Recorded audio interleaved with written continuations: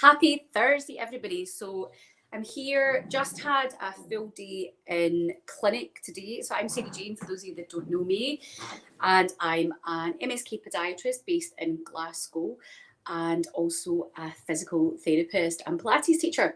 Now, today I was in clinic, it was MSK clinic, so I want to talk to you about specifically a patient that I had today, just to basically just show you behind the scenes what happens. Maybe you've got injuries or maybe you've got some pain in your body that maybe this can resonate with. So I had a patient contact me who's a keen runner, she's in her 50s and has ran all her life, and she was getting some pain on her right hip and a wee bit of her lower back, but also down the side of her iliotibial band, so down the side of her thigh.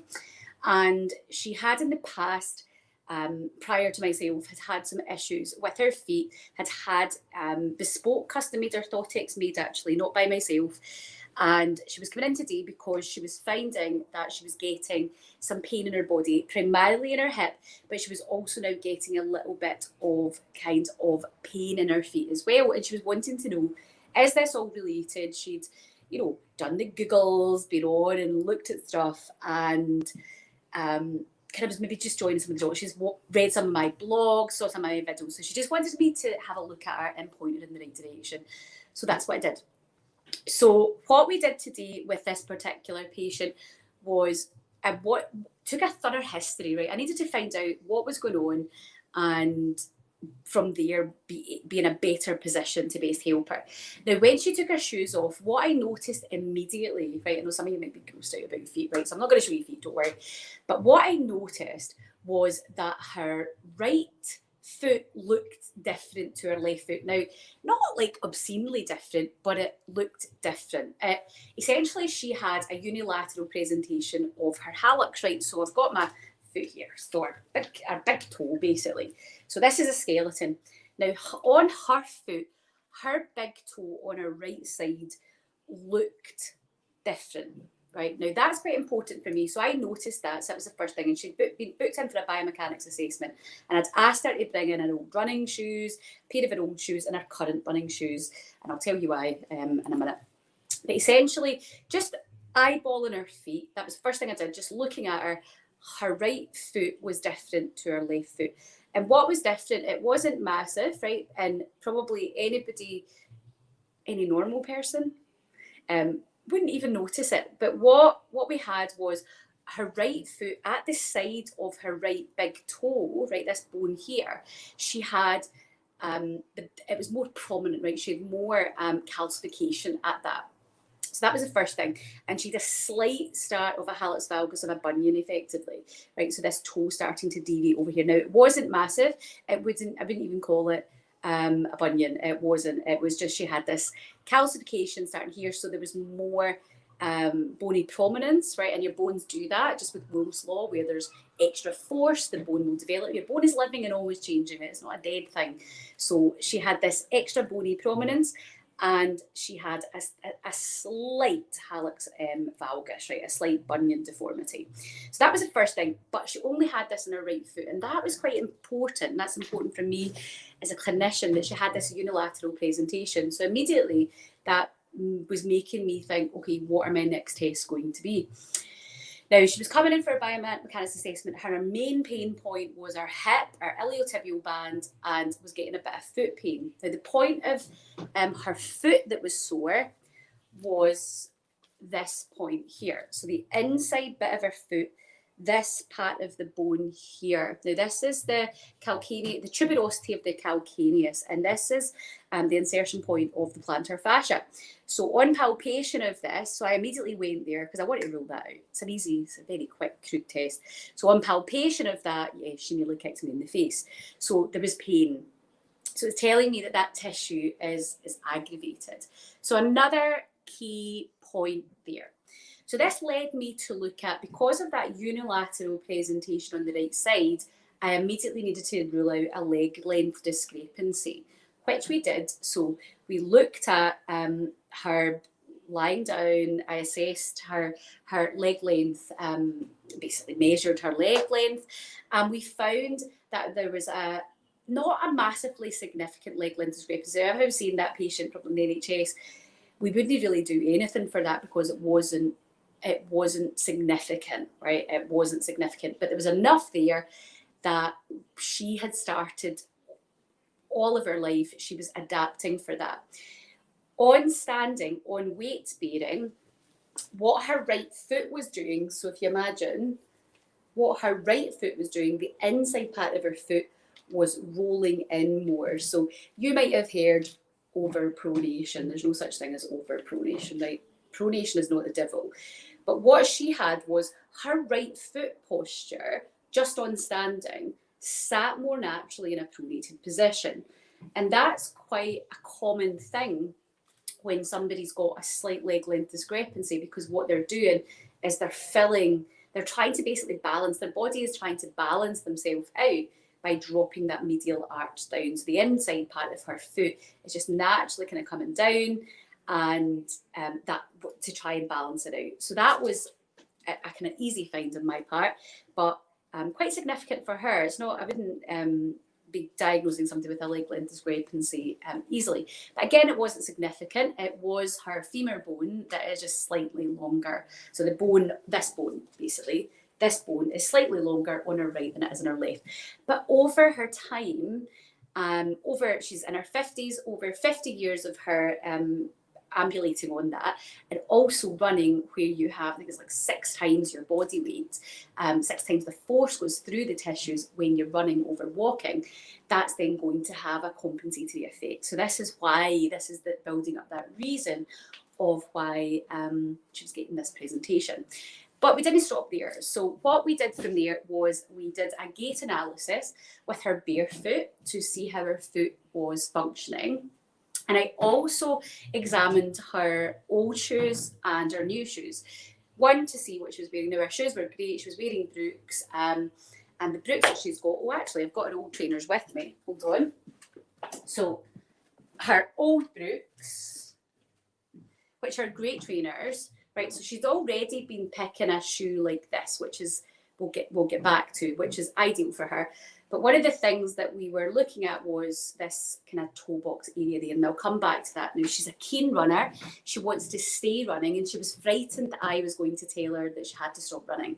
Now, I'm not going to do that, right? But my job is to keep you moving, keep you happy, keep you doing what you love doing. I'm not going to be like, oh, I just need to stop running. Hell no. My job is to, how do I get you to keep doing what you love doing and not be in pain, right? Not to just tell you to stop doing what you love doing. So we'll get back to the footwear, but I examined her footwear, and on this old footwear, what was evident was she was a 4-foot runner, no problem with that. She doesn't land on her heel at all. She doesn't heel strike at all. There was nowhere on the heel. So she's 4 foot, and that's fine, right? So how you load tissues, basically how you land, will load up your tissues differently, which is fine. So if I wanted to offload tissues in a different way, I can very simply get you to wear different types of running shoes to load your tissues in a different way. So for example, if I wanted you to become more of a rear foot runner, it's just load your tissues differently. It's not that one is better than the other. When there's so much research out there that will say, well, this is the best running technique, or this is the best running technique. But honestly, the best running technique is your running technique that works for you. If you're to look at elite athletes, they all have different styles and different types of running techniques. So please don't be trying to gait retrain and change your running technique, because that's how your body is ambulating. That's what's working for you. If you're getting tissue breakdown, right, then we need to address something, but don't just start gait retraining because somebody said 4-foot loading is better than rear foot loading, right? Just please don't do that. If you're getting tissue load, get the right help, and they can help you distribute the forces differently, okay? So don't just be willy-nilly changing your running. So, like, off on a tangent there, but I had to get that across. So I noticed that her loading was different on her right foot as it was on her left foot. So she doesn't, she 4-foot load, so she lands on her 4-foot, fine. But what was happening was on her right side, she was avoiding coming off the medial side of her foot. So she was basically laterally loading more on the right side, but not the left side. And her right side's her symptomatic side. So she was basically, as she's running, she's putting more pressure on her right lateral foot than she was on her left, right? And I can just tell that by just looking at her shoes. It's not rocket science. Next stage from there, what I did was we got her into the PodoSmart gait analysis. Now, I love this, because what this system does when I do your gait analysis, I can do this walking, I can send you out for a run. These, when you're in your shoes, clearly. I can send you out for a run with these on, or I can send you outside for a walk, and it basically picks up all that data, right? Not just your feet, but all the way right up from your ankles, knees, pelvis, hips, low back, okay? And it tells me exactly how those tissues are being loaded. Now, my eye, I'm pretty good at this, but this is like, well, it's accurate. So we did this as well. And what we found was she was loading up her hip flexors, not using her glutes. So all the way from her feet, she had reduced dorsiflexion, so her ankle joint motion was reduced. When I analysed her gait, she had what's called an abductory twist on her right side. So basically she had this twisting going on, right? She had a build-up of callus under her right foot as well. So she was avoiding her big toe, basically, in every sense. Everything she was doing, she was avoiding her big toe. When I checked the mobility of her big toe, she had lost, unfortunately, quite a lot of the motion. You need 65 degrees dorsiflexion at the big toe for normal functioning gait. So let me put that in English. So basically, this big joint needs to bend up 65 degrees as you're ambulating to allow you to be able to ambulate like a normal functioning human. And that's just walking. When you run, 6 times the forces go through that joint and through the tissues. So you can see how you end up getting injuries if you're not strong or supple or able to support that. So this is what was happening with her. She was getting a lot of pain in this big toe, up into plantar fascia area and up into her hip and her lower back. So limited range of motion. There was exostosis there. So she had this extra bony prominence on closed chain, so basically just sitting on the plinth trying to move the joint.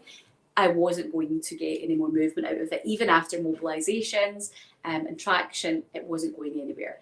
Now, unfortunately, I hate to say it, but yes, osteoarthritis. So this patient had osteoarthritic changes in that joint. So she's gutted to hear that, and I wouldn't say that lightly. It's not completely fused because she had about 40 degrees of motion in it. So what do we do with that? Because some research would say to me to put that patient in an insole or in a shoe that is more rigid, that is like a kind of rocker bottom. And that's fine, we could do that. And eventually what would happen is that toe joint would fuse eventually, and effectively she wouldn't be in pain because the motion is actually causing the pain. Patient didn't want that though. She wants to try and keep as much motion in the joint, which I agree with. I think that if you can keep motion, keep it. But as long as pain is allowing. So it's this weighing act. So what we did was we had footwear advice. So the first thing that I said to her was, well, okay, so let's keep the motion. So keep shoes, your Brooks like this that allow the bend, right? So one day you go out running, you wear these, and then you buy shoes, Brooks or whatever, that are basically going to be more rigid, that don't allow this bend, to get more of a spring, so they allow that propulsive gait. So effectively that will allow her to load the tissues differently on other days. So she's alternating her shoes. So that's how we keep her on her feet and keep that big toe out of pain. Now, another big part of her rehab, her foot was pretty rigid and just the joints were really quite tight. So rehab, for me, if we can rehab it, it's always first line. So things like ball rolling. So this is part of her rehab. So rolling her foot basically along the ball, opening up the joint space. That's a big part of what she was doing. She's going to be getting her fingers in between her joints and really mobilizing all these joints as well, opening that all up. And then for her plantar fascia, just for the pain, I have asked her to do a plantar, so basically a pressure point. So she's going to push into this for a period of time until the pain dissipates. Now, the only way to deal with this tissue here is to strengthen it. However, the reason that she's getting these symptoms is because of, let's go back to that leg length discrepancy and also that arthritic change, because she's always had that leg length discrepancy, and we're not going to fix that, right? I can't make her left leg longer. So what happens is that she's had these biomechanical changes going on for a long period of time, that she's getting these symptoms. And the reason she's got that arthritic change in there is more than likely the leg length discrepancy over those years and the extra force she's going through it.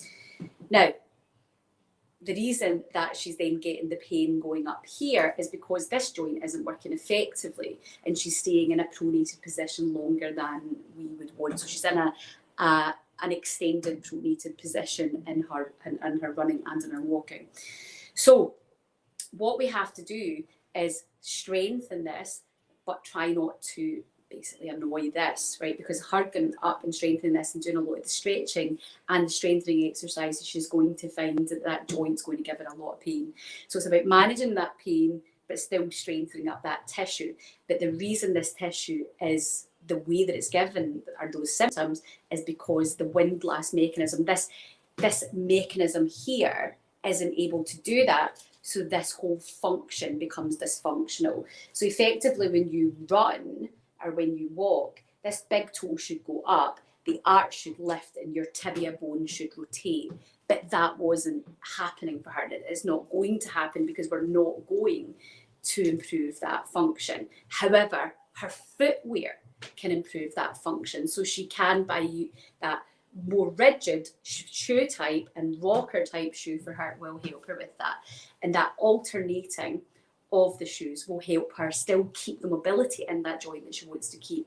As time goes on, she might find that the pain increases too much, that we do have to look at orthotic intervention and footwear as well. But where we are just now, we're working on rehab, joint space opening, and strengthening through the plantar fascia and footwear. Now, we haven't talked about addressing the leg length discrepancy. So clearly, rehab is always first line for me when I'm seeing a patient. If I can rehab it, I will always do that first. I, of course, use insoles. So I work with a company called Sidas, and the insoles that I use, I primarily use off the shelf. We can do custom made orthotics if need be. However, here is my take on this, and this is this comes from my training as a podiatrist, working within the NHS with that as well, and the new technology that's out there. Now, a custom pair of orthotics, so custom meaning that you get a cast taking or you get a 3D printing of your feet. Yeah, they will be molded to your feet. They will be made specifically for your feet. However, do you really need that, I suppose, is my question, because you will pay £300-400 for a pair of insoles, right, for that. Now, I have issues with that when it's not indicated or it's not needed, because I just think that if you can get something off the shelf that can get a prescription put on it that's appropriate for you, then why would you need to get a custom made one, right? Now, that probably does not make me a very good businesswoman, because I could probably easily sell insoles till the queues come home, right, and custom made ones if I just told people, yeah, you need it custom made. However, that does not sit well with my core values. Now, I'm not saying that custom made orthotics aren't needed, because they are for some people, but for the vast majority of people, they're not, okay? They really are not, and they're not better. Your insoles will only be as good as the person making them and the prescription that's put on them, and to be honest, they're only as good as getting the right diagnosis. Okay, so actually what's going on, that, and then putting the right prescription on it. So I primarily do off the shelf, and so let's talk about prices and stuff in comparisons, because I think it's really important to be, what is the difference? And I'll talk about what I did for this patient, because she does need orthotics, and I do not give orthotics out lightly. They're not something I just give out. I view orthotics almost like taking pain medication.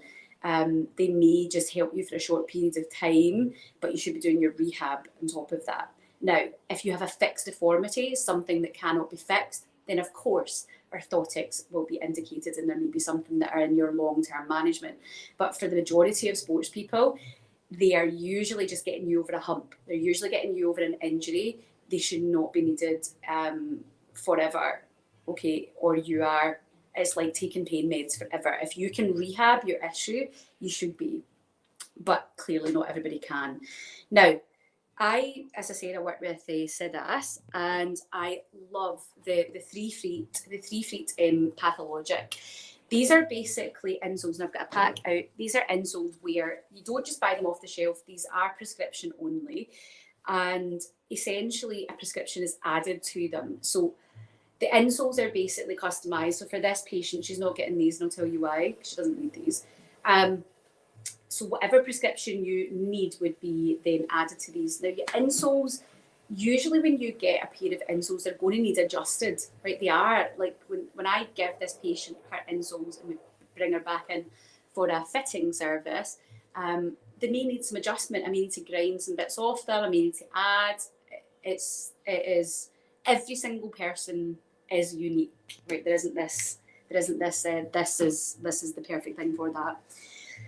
The other insoles that I use are the little 3/4 length ones. Now, I love these because for most people, the prescription of the insole is actually going at the rear foot. So there's no need to fill the rest of the shoe with lots of bulk if you don't need to. And especially, this person also had a kind of plantar flexed met head. So basically, this part of her foot down here kind of sticks down a wee bit more. So like the balls of her feet are more prominent. So the tops of her toes stick up a wee bit more. So what that means is I just don't want to be bulking this all up and pushing her toes even further up. So she's getting kind of repetitive damage into her toes and essentially putting her more at risk of like fungal nail infections and damage in the nail and giving her some other problem. So if I can use and put a prescription in the rear foot, then I'll always use a 3/4 length over the full length. So if I want to put a prescription on the forefoot, then I will have to use a full length orthotic. But for this patient, she wants to try and keep the mobility in her first toe, her big toe. So I'm not going to add any prescription onto her forefoot, onto the front bit of her foot. It's all going to be a rear foot. Now, all I'm going to do for this patient, so let me kind of get you round my head. She's got a very slight leg length discrepancy. So her right leg is longer than her left leg. So I'm going to I'm going to put some EVA and build a very slight 1 mil high density heel raise on the left orthotic to balance that up. Now, I know that doing that will change her biomechanics all the way up her kinetic chain. So this is not just I give her these orthotics and that's it away. This will be a lot of mentorship and training through that as well, because that might not work for her and it might give her symptoms elsewhere. So I've got to be aware of that. I don't do that lightly. So she wants to try this. She wants to keep running and she wants to get rid of this hip and lower back pain. So we're going to go for it. Now, the other thing that the prescription is going to be on her insole is going to be a medial arch support. And that's to help support the plantar fascia under her arch, because that first toe isn't bending the way that it bends. And as a result of that, the arch doesn't lift and the tibia isn't rotating the same. So effectively what I have to do is I'm just going to add a little support to that to just kind of basically support that and give the plantar fascia a bit of a break so that it helps with that pain. So it just helps it.